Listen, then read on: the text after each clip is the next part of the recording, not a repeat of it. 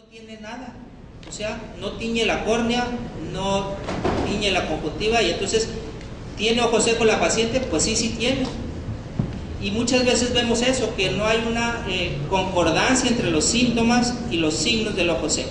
Por otro lado, yo le digo a mis pacientes cuando se quejan mucho, qué bueno que usted tiene muchos síntomas, porque generalmente eso sucede cuando el paciente no tiene una alteración anatómica muy severa. Generalmente los pacientes que tienen un ojo seco severo no les duele nada más que no ven nada. Entonces, y esto se ha demostrado en estudios, como tienen ustedes ahí, que en los inicios el síndrome de Sjögren tiene una hipersensibilidad corneal y conjuntival, lo cual da muchos síntomas, pero en estadios avanzados los pacientes, en este caso con artritis reumatoide, pero también síndrome de Sjögren, tienen alteraciones anatómicas que hacen que tengan la sensibilidad reducida. Entonces, esta es la explicación de por qué sucede esto y por qué ningún estudio es 100% válido para hacer un diagnóstico de síndrome de difusión de la película lagrimal. Y entonces, ¿cuándo vamos a sospechar? Ya vimos a nuestro paciente, ya le hicimos las sesiones y todo, pues generalmente cuando caiga en la clasificación 3 o 4 de esta tabla, que si la necesitan, con mucho gusto se las puedo pasar, que los pacientes que tengan esas características, es muy probable que tengan una enfermedad subyacente que les esté causando el ojo seco y que no sea por exposición ambiental, que no sea por el uso de la computadora o alguna otra cosa. ¿Y en qué enfermedades debemos sospechar? Pues ya les hablé de las 3 enfermedades asociadas a Sjögren más importantes, pero sin embargo pueden ver que hay algunas no Sjögren que también son muy importantes. Y esto es de considerarse porque son muchas las enfermedades que van a causar síndrome de difusión lagrimal asociado a una alteración sistémica. Y en este momento me gustaría preguntarles a ustedes, esto es en adultos obviamente, en niños ¿qué pasa? ¿Cuáles son las causas de ojo seco que ustedes consideran o que la literatura reporta como las más importantes? O sea, si yo veo un paciente, un niño con ojo seco, pues le doy lo mismo que al adulto, unas gotitas de Eyestil, porque ahorita está en el laboratorio, o del el lubricante que quieran, o los niños ¿qué? ¿Son las mismas causas que los adultos? Yo veo muy pocos niños de ojo seco, pero lo que me llega son ojo seco, el que va a estar por un lado asociado a una enfermedad atópica y segundo los que son asociados a una blefaroconjuntivitis pediátrica. Son los que más me toca ver y atender. Sabemos que están las congénitas que no tienen producción lagrimal o los que no tienen sensibilidad corneal de manera congénita. Bueno, ahí también tenemos el herpes, que el herpes población pediátrica puede producir un ojo seco neurotrópico, y ahí tenemos al menos 3 cosas que serían, al menos en mi práctica, lo frecuente en niños. No sé. ¿Alguien más? Me toca ver principalmente atopias y problemas blefaríticos también. Los demás casos son mucho más raros. Bueno, también tener presente, hablando de ojo seco, no es en la misma proporción, pero el ojo seco evaporativo, de lo que tenemos todos, y los jovencitos y los niños ahora con las computadoras y las tabletas también, pues, se incrementa más este problema. ¿Algo más? Igual, yo también agregaría el refractivo. Es lo común en los pacientes que traen los ojos, obviamente el problema médico es visual. Muy bien. Bueno, pues en los niños pues hay algunas alteraciones que son propias de los niños, como las que nos mencionaron. Hay algunas que comparten con los adultos, por decir, los niños que tienen leucemia y que tienen un trasplante medulado se pueden tener enfermedad de injerto contra huésped. El síndrome de Sjögren en niños es poco frecuente, pero existe. La rosácea en niños generalmente empieza a la adolescencia, la rosácea, y también puede ser una causa de ojo seco. Pero me llamó la atención este estudio y me parece interesante porque en mi experiencia también es más o menos así, que es poco frecuente que el niño se queje de ojo seco, y a veces yo encuentro el ojo seco y el niño no tiene quejas, y entonces pues yo decía, bueno, puede ser como la de los adultos, que no hay correlación, pero este autor refiere que en su estudio los niños tienen o refieren menos síntomas que los adultos, entonces es algo también a considerar. Sin duda, para mí, por lo menos, la causa más frecuente de ojo seco en niños es la asociada a una conjuntivitis alérgica, como nos decía el doctor, y entonces yo frecuentemente veo niños que sus síntomas son de ojo seco y tienen conjuntivitis alérgica. Y generalmente no es que sea la conjuntivitis alérgica sola o que sea el ojo seco solo, sino que como ven en estos estudios, la coexistencia de ambas patologías es algo muy frecuente y por lo tanto el tratamiento de ambas patologías es muy importante. Entonces yo frecuentemente a los niños que tienen signos o síntomas de ojo seco les abierto el párpado, les veo, tienen alergia y les trato las dos cosas, porque si les trato solo la conjuntivitis o les trato solo el ojo seco, la mejoría de la sintomatología y de los signos es parcial. Entonces debemos de recordar también eso. Bueno, ya vimos que es importante, con qué herramientas contamos, pero ¿qué más tengo que hacer? Tengo que hacer algo diferente y en ese sentido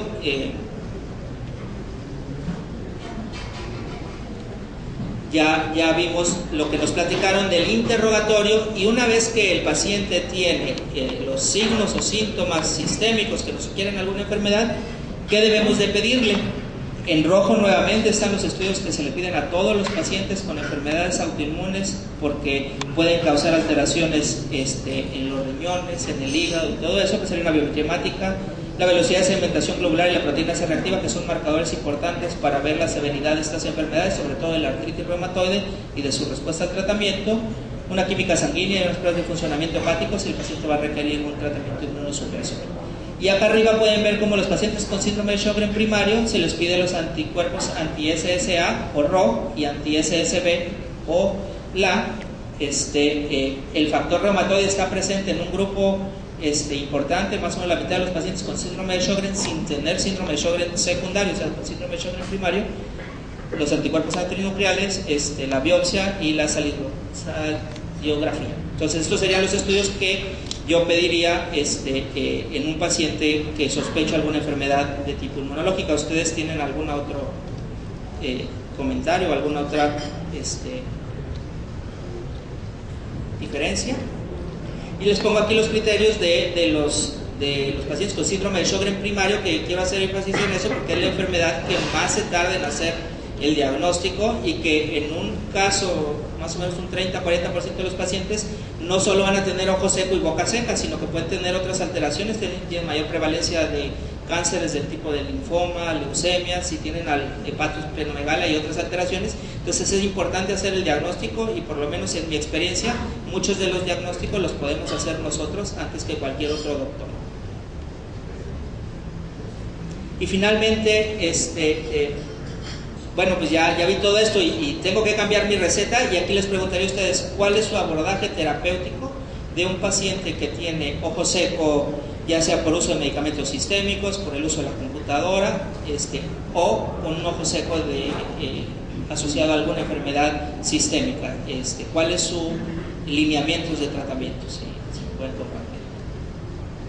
Son casos muy diferentes, dependiendo, ¿no? Podemos también englobarlo en forma rápidamente, leve, moderado, severo, y la sospecha que puede haber alguna alteración sistémica. Sin embargo, si no son cuadros muy comprometedores, pues puedes utilizar un sinfín de lágrimas artificiales que existen en el mercado, y yo no puedo utilizarlas con conservadores.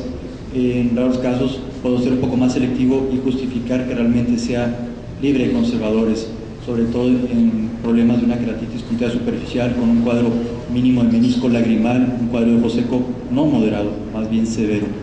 Cuadros crónicos en donde sabemos que vamos a tener que utilizar las lágrimas artificiales con demasiada frecuencia por obvia razón, pero estamos hablando de otro tipo de casos. Y entonces está la amplia gama de lágrimas artificiales con conservadores, sin conservadores. ¿Cuáles de ellos?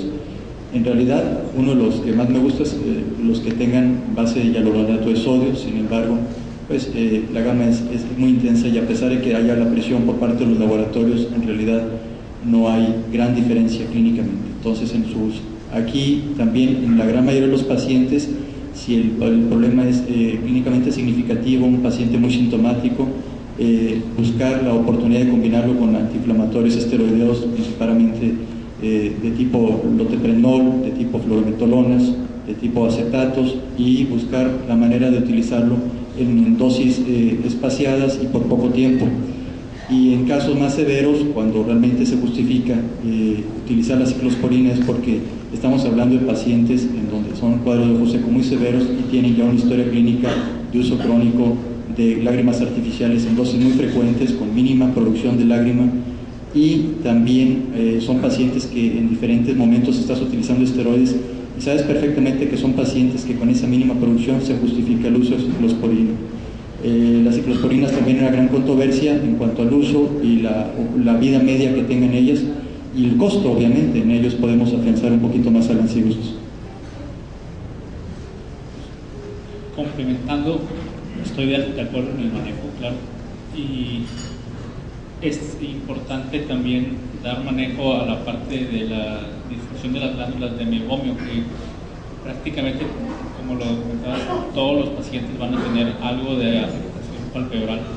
Entonces, también parte de lo que yo hago rutinariamente es dedicarles un tiempo con el paciente para explicarle cómo debe hacerse un masaje de párpados, utilizar sus fomentos tibios, su aseo de las pestañas y dar un manejo específico para la disfunción de las glándulas de meiobomio.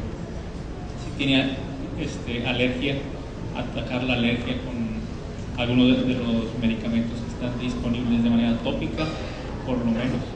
Y otra cosa muy importante es que desde el principio les explico a los pacientes que el ojo seco es crónico, es una enfermedad inflamatoria y que nos vamos a ir de manera escalonada en el tratamiento, que no esperen que vayan a resolverse inmediatamente con la primera opción de tratamiento. Y así podemos empezar sin conservadores y luego brincar, primero con conservadores, luego brincar sin conservadores, luego ciclosporina, etc. Y muy frecuentemente yo pienso que es importante utilizar los corticosteroides tópicos por un ciclo corto, porque la base inflamatoria está presente prácticamente en todos los casos y por definición.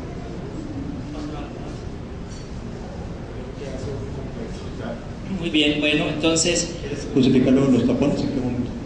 Bueno, si quieren ahorita lo vemos. Estos son mis lineamientos. Siempre tratar la enfermedad de base, la enfermedad sistémica.